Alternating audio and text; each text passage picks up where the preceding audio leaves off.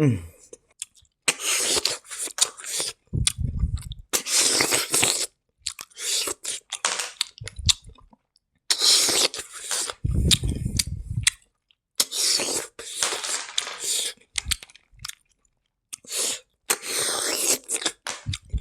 hảo ấy.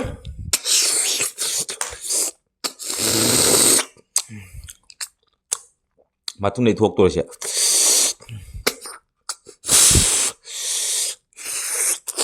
Mà thun này thôi. Mà thun này thuộc qua thôi cái gì? Local bola sẽ. Chiếc bữa sang nhiều. Nuông khác cũng là cái ai khai dòng luôn.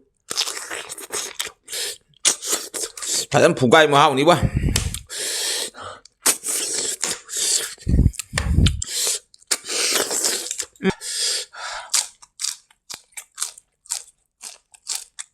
Let's go babyblogkitkit.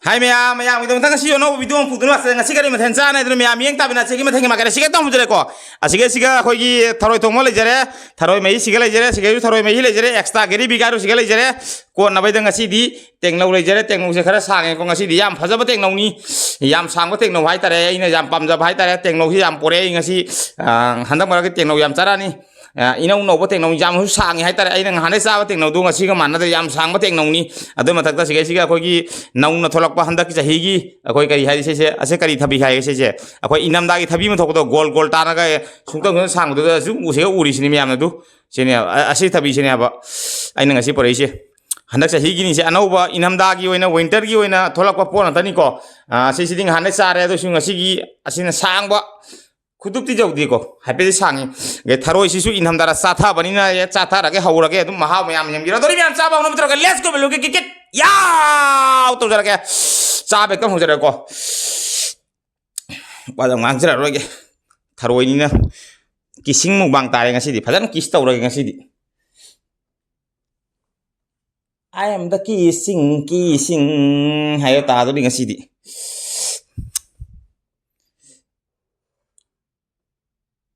Sak na kadai tharoi na kadai da tharoi mathak dum haijal le ko hing asi di wa du di tharoi je kitang sonda indhara ba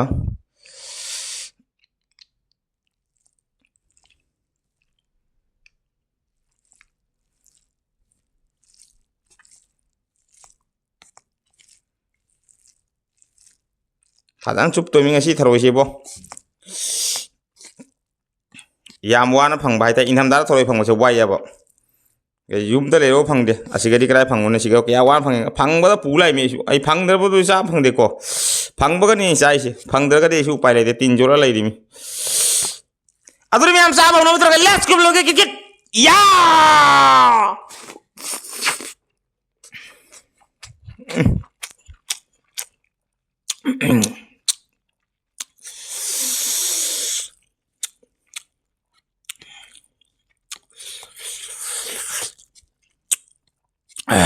hukpa jauh deh kan apun gak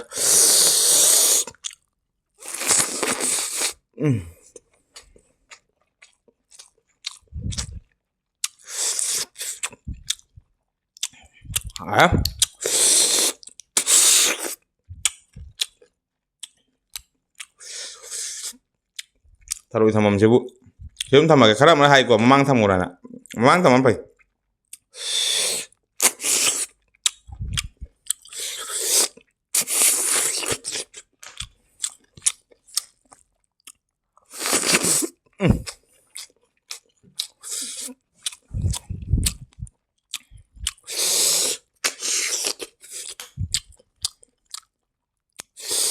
Sak menung sangat terus enggak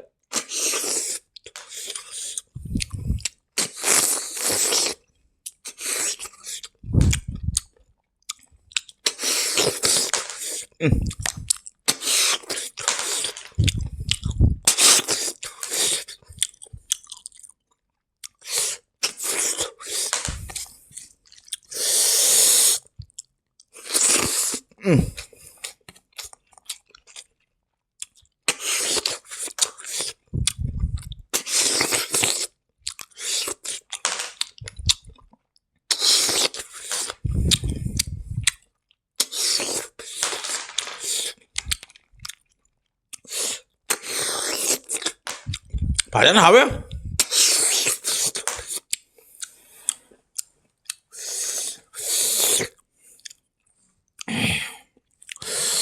Kali kuang no.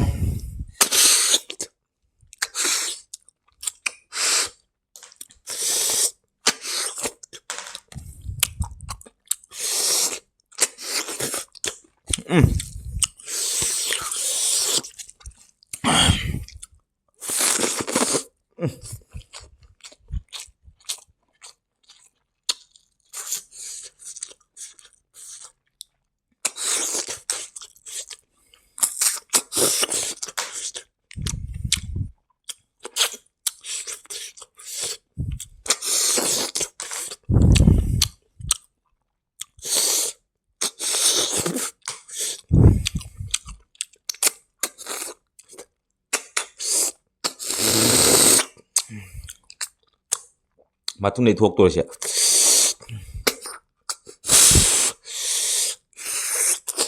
matung này thôi matung này thuộc qua thổi cái dao đi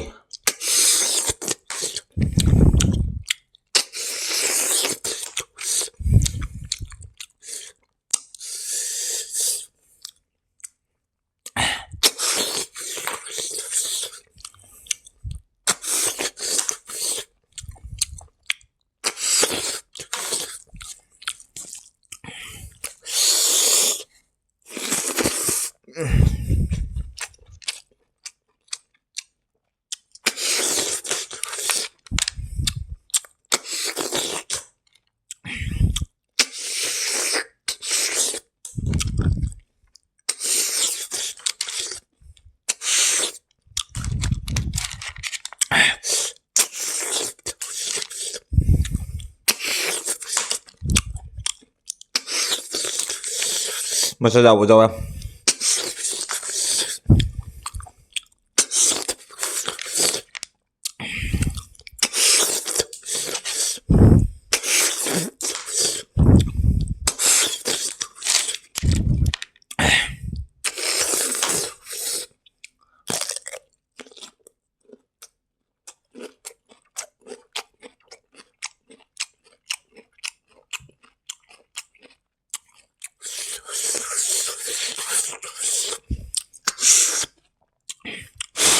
arroba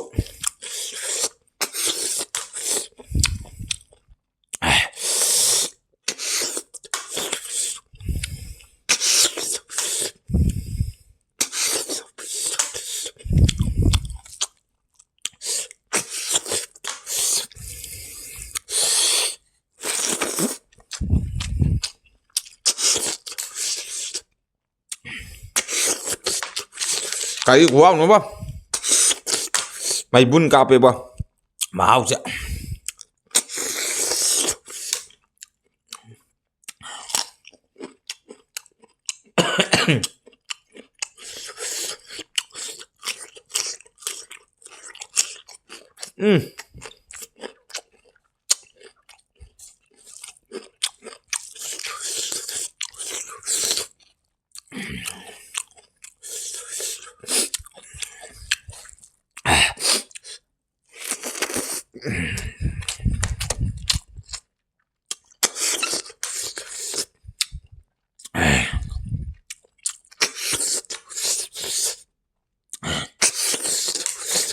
fazendo hao ya inam da throw chaba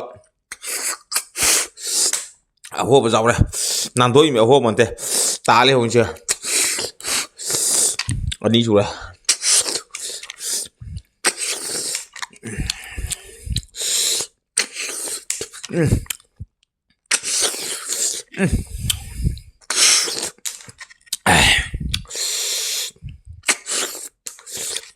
cái quá luôn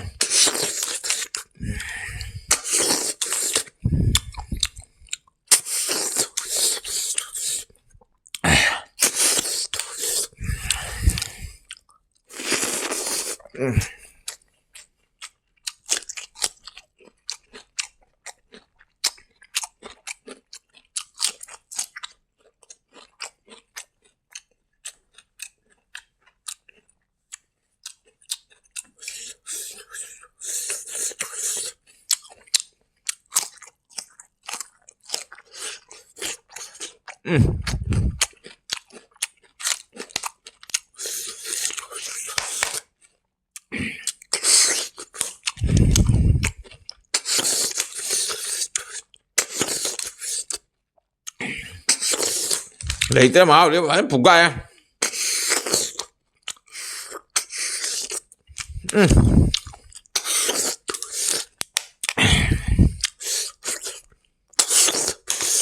Padahal hawi 6 terus coba.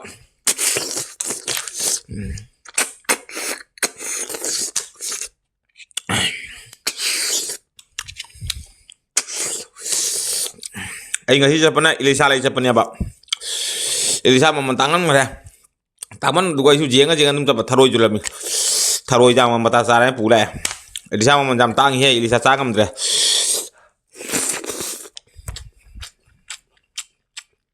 Saya lokal sabi ni. Padahal aku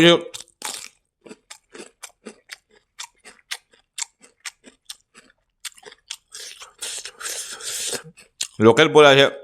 Cik pada sangnya. Nung aku dah nak gerang-gerang aja jam tu. Makan je.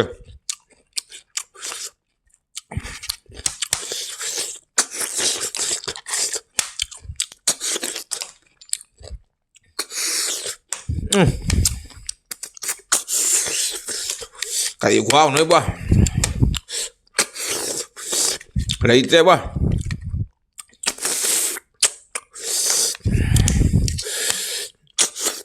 Padahal buka mahal nih bah.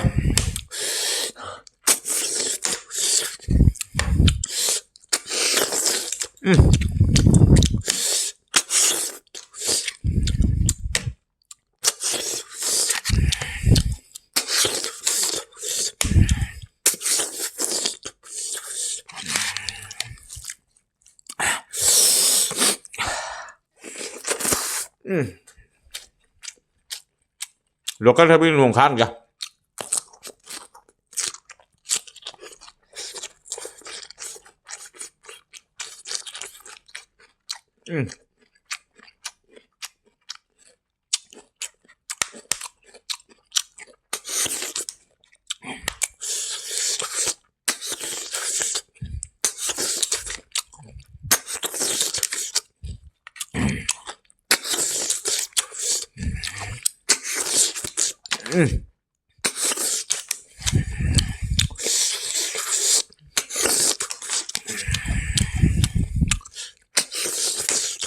Hari buat tu.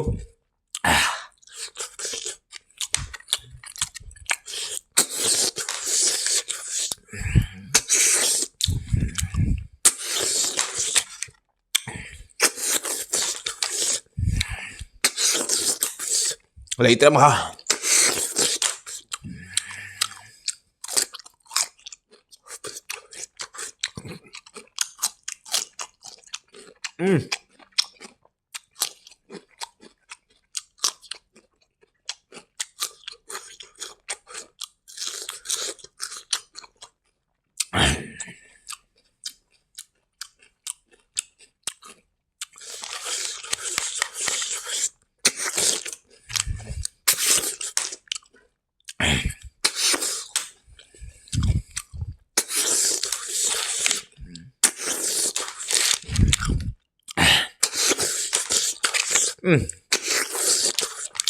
Lu ya?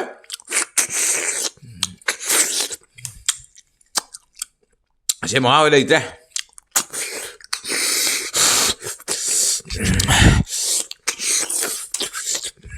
Bolok semua ini.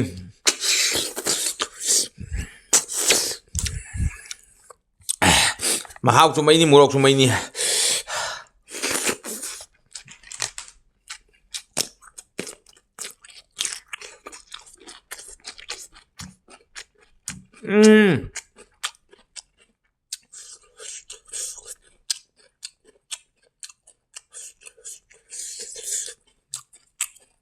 TENGNAO tu. Kaya sang yung. Udah ba?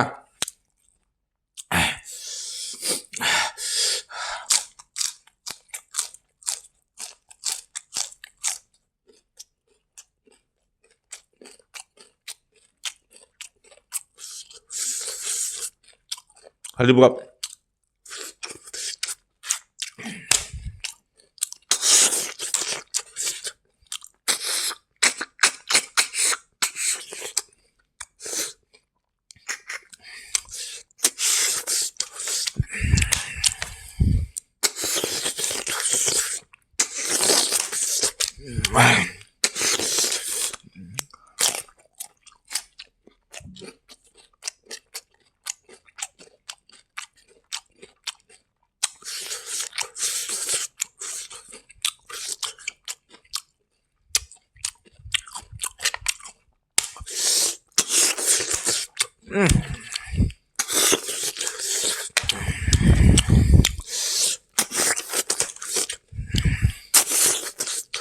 왜?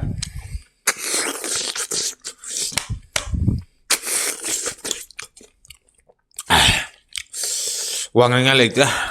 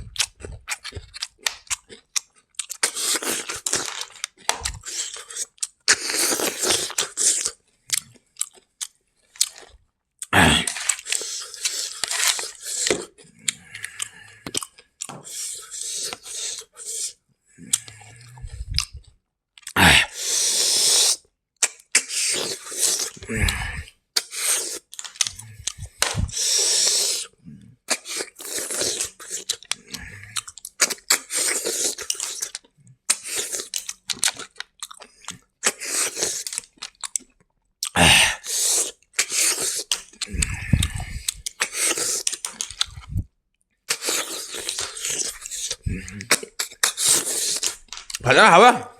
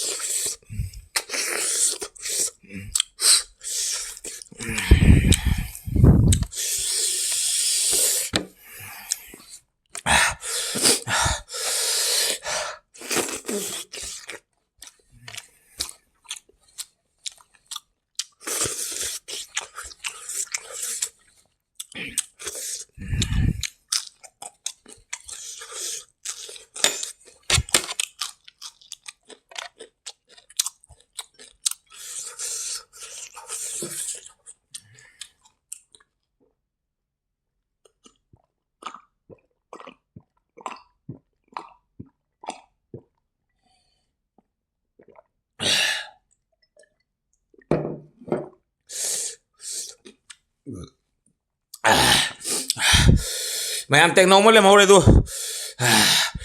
hayang sini hore aje hayang mai khara le hore tharoi di loi chup lo khare du